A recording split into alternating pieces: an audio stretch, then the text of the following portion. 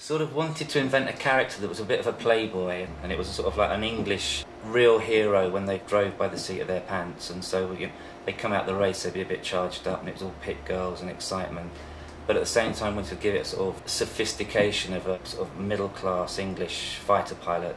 So we came up with the idea with the pipe, just to get a character in his head of that English gentleman that wasn't very gentlemanly, and just sort of recreate that 1 year of madness or 1 year of romance, and then enhance that with the newspaper footage. Like, he gets arrested with the judge's wife, he was a bit of a Casanova, he was like faster off the track than on the track and that sort of thing, and basically build this character called Bob.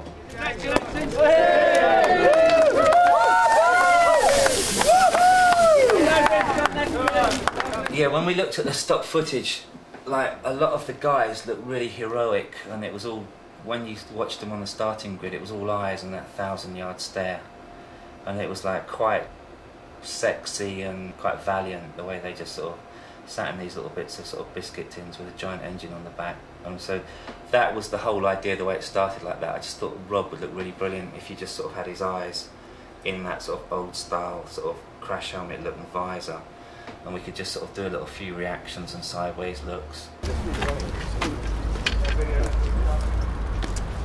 We looked at the film Grand Prix and Thomas Crown Affair and Le Mans, and they seemed to really get across in a short time span all the different scenes to set up the crowd, the anticipation, the excitement. So we used that effect, split screens and moving boxes, and I think, one, it sort of encompasses that time period and that sort of fashion, and two, you can get across a lot of atmospheric shots, build up crowd and people cheering very quickly.